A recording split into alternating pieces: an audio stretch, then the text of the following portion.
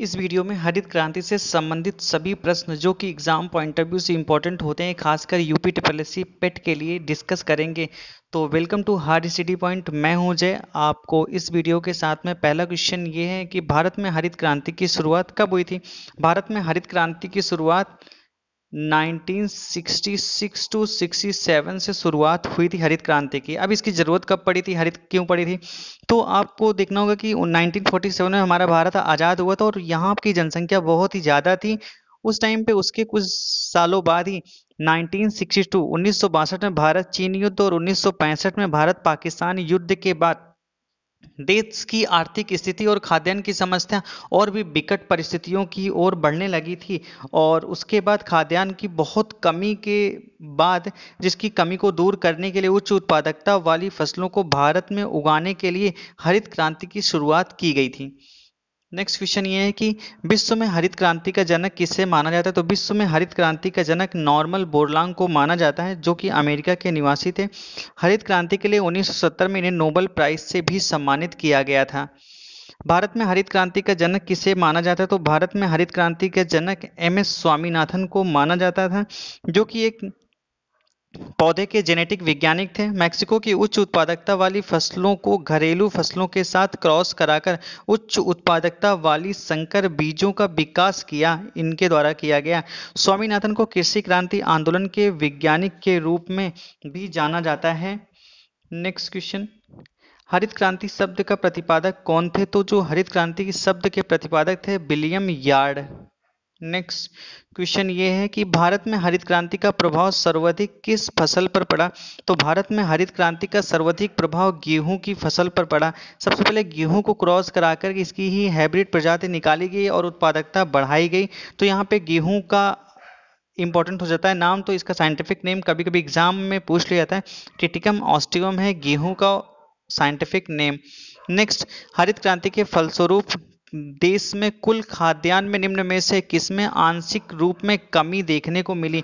तो जब हरित क्रांति आई तो गेहूं की उत्पादकता को जोर दिया गया और ज़्यादातर फील्ड पे इसी की ग्रोविंग की गई, मतलब कि इसी को बोया गया। तो उसके बाद दाल वाली फसलें और मोटी अनाज वाली फसलों के उत्पादन में आंशिक कमी देखने को मिली। नेक्स्ट, हरित क्रांति के दौरान भारत में चावल के उत्पादन पर क्या प्रभाव पड़ा। तो धान गेहूं के साथ साथ चावल के उत्पादन में भी आंशिक वृद्धि देखने को मिली। यहाँ पे नेक्स्ट क्वेश्चन होता है, द्वितीय हरित क्रांति का संबंध किस फसल के उत्पादन से है। उसके द्वितीय हरित क्रांति का संबंध चावल के साथ साथ दाल व तेल के उत्पादन पर भी यह देखने को मिला। चावल, तेल और दाल वाली फसलों पर भी यह देखने को मिला और इसकी शुरुआत 1987 में की गई थी। नेक्स्ट क्वेश्चन ये है कि हरित क्रांति के बुनियादी तत्व क्या थे। तो पहले हरित क्रांति जब नहीं अपनाया गया था उस टाइम पे क्या हो रहा था, हमारी जो खेती थी वो पारंपरिक तौर पर ही की जाती थी। मतलब एक बार बो दिया गया, फिर उसके बाद उसको परती छोड़ दिया गया, या फिर प्रकृति पे निर्भरता बहुत ज़्यादा थी। बारिश हुई तो खेती हो गई, नहीं हुई तो नहीं हुई। लोग बहुत ज़्यादा अवेयर नहीं थे कि सिंचाई करें, है ना। तो उसके बाद देखा गया कि हरित क्रांति के बाद खेतों में दोहरी फसलों को लेना, हाइब्रिड प्रजाति HYV बीजों का उपयोग किया गया। मतलब हाई यील्डिंग वैरायटी बीज जो बहुत ज़्यादा प्रोडक्टिविटी देते। पहले ऐसा था कि एक बार खेती कर ली गई, उसके जो बीज हुए उसी को रख दिया गया, नेक्स्ट ईयर उसी को बीज को बो दिया गया, जिससे उत्पादन क्षमता धीरे धीरे कम होती चली जाती थी। वैज्ञानिक विधियों का अभाव था। हरित क्रांति में वैज्ञानिक विधियों का प्रयोग किया जाने लगा, विज्ञानियों से सलाह लिया जाने लगा, उसके आधार पर खेती की जाने लगी और उत्पादकता बढ़ती गई। नेक्स्ट, हरित क्रांति के लिए भारत के किस राज्य को चुना गया था। तो हरित क्रांति के लिए भारत के पंजाब राज्य को साथ साथ हरियाणा की भी कुछ क्षेत्र को चुना गया था। A एंड B आंसर सही हो जाएगा। ठीक है, अगर बात करते हैं उत्तर प्रदेश में, तो उत्तर प्रदेश में गेहूं की उत्पादकता सर्वाधिक होती है। कुल देश के गेहूं उत्पादन का 34% भाग उत्तर प्रदेश में उत्पादन किया था गेहूं का। उसके बाद पंजाब का स्थान आता है, पंजाब के बाद हरियाणा का स्थान आता है। चावल की बात करते हैं तो पश्चिम बंगाल चावल के उत्पादन में सर्वाधिक उत्पादन करता है। सब्जियों के उत्पादन में टॉप पर रहा है पश्चिम बंगाल और फलों के उत्पादन में टॉप पर रहा है आंध्र प्रदेश। 2021 का डेटा है, एग्जाम पॉइंट ऑफ व्यू से इंपॉर्टेंट है। नेक्स्ट, हरित क्रांति के लिए भारत के किस राज्य को चुना गया था। तो पंजाब हरियाणा ये हो गया था। ठीक है, हरित क्रांति की शुरुआत किस पंचवर्षीय योजना के दौरान की गई? तो यह द्वितीय पंचवर्षीय योजना के दौरान की गई।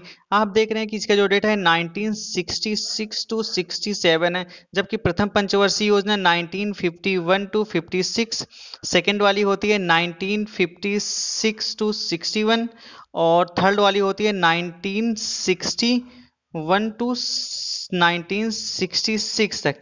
तीसरी पंचवर्षीय योजना में आ रहा है, लेकिन आप देखेंगे, नोटिस करेंगे कि कोई भी योजना स्टार्ट की जाती है तो उसको पहले किसी राज्य को सेलेक्ट किया था एज अ पायलट प्रोजेक्ट के रूप में शुरू किया जाता है। तो पायलट प्रोजेक्ट के रूप में द्वितीय पंचवर्षीय योजना में ही शुरुआत की गई थी। उसके बाद 1966-67 में इसे पूरे भारत में लागू किया गया था। ठीक है, नेक्स्ट ये नॉर्मल बोरलांग पुरस्कार किस क्षेत्र में दिया जाता है? तो यह कृषि के क्षेत्र में दिया जाता है। नेक्स्ट, कृषि का नोबेल पुरस्कार किसे कहा जाता है? विश्व खाद्य पुरस्कार को कृषि का नोबेल पुरस्कार कहा जाता है।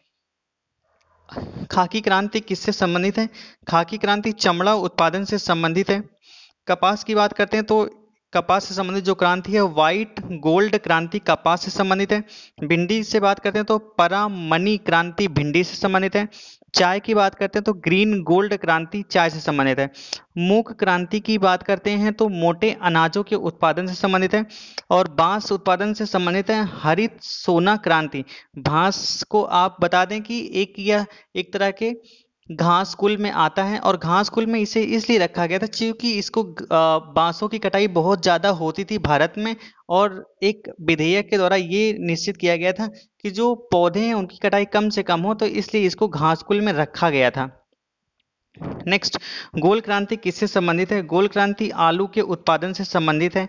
और आलू की बात करते हैं तो भारत विश्व में चीन के बाद दूसरा सबसे बड़ा आलू उत्पादक देश है। उत्तर प्रदेश भारत में सबसे बड़ा या सर्वाधिक आलू उत्पादक राज्य है। फल की बात करते हैं तो फलों के उत्पादन को सुनहरी क्रांति से संबंधित है, और उसमें भी सबसे ज्यादा सेब के उत्पादन पर जोर दिया गया था, और शहद के उत्पादन को भी सुनहरी क्रांति के अंतर्गत रखा गया है। मसाला उत्पादन की बात करते हैं तो बादामी क्रांति मसाला उत्पादन के अंतर्गत आती है।